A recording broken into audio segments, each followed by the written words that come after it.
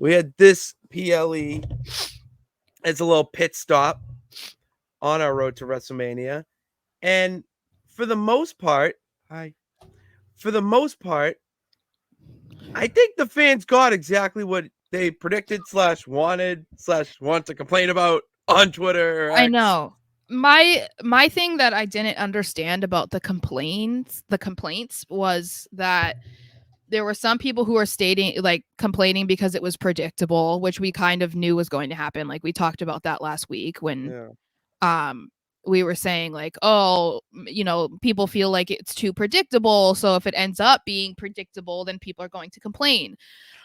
But as we said, it kind of had to be predictable because this is the last pay-per-view. Oh my god, I swear to god, just stop it, Remy. Remy, no interference in the chamber. No, she's just I don't understand. Exactly. Anyway, it's the last pay-per-view before Mania. So it's like they're not going to have, some like huge shift in a story that they've been teasing for weeks or months at this point. They're not just going to randomly shift out of that. So like, yeah, it's going to be kind of predictable, but as we said, we don't know how they'll get there.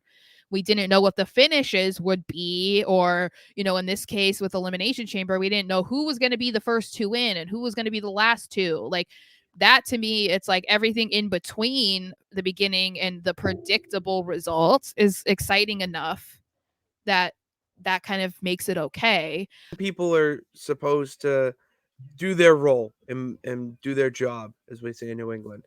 Mm-hmm. Everyone did their job. Like, I'm sorry. I don't care what the peeps say online or in person. Like, predictability is okay. It's Sometimes, yeah. okay. That's what I mean. Sometimes it's okay sometimes. Not all the time, but it is okay. And that's the thing, that if it was predictable for everything, then yes, it's a problem. But with everything lining up for Mania, how it should be, you needed this to be predictable.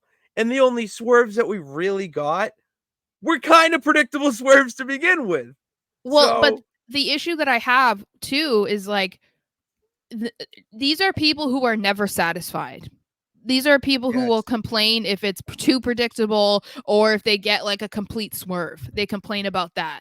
Well, they were saying it was going to be this and it was going to be that, and then they didn't even do it. And it's like, but then if they did it, you would say, this is so dumb. This was so predictable. So it's like, so then what is it? What do you want? You're basically just mad because your favorite didn't win. That's what you're saying. But it's like, it doesn't matter sometimes if your favorite didn't win, It like doesn't matter there's, if your it's favorite like didn't people win. just think that because it's their favorite, like they should win. Like Naomi Mm. fans, for example, like, oh, she should have won. Why? She literally just came back. Like there's no history between her and Rhea. Like there's nothing there. Like what are you doing? You're just mad because she didn't win because she's your favorite. That's the only reason. And it's just ridiculous.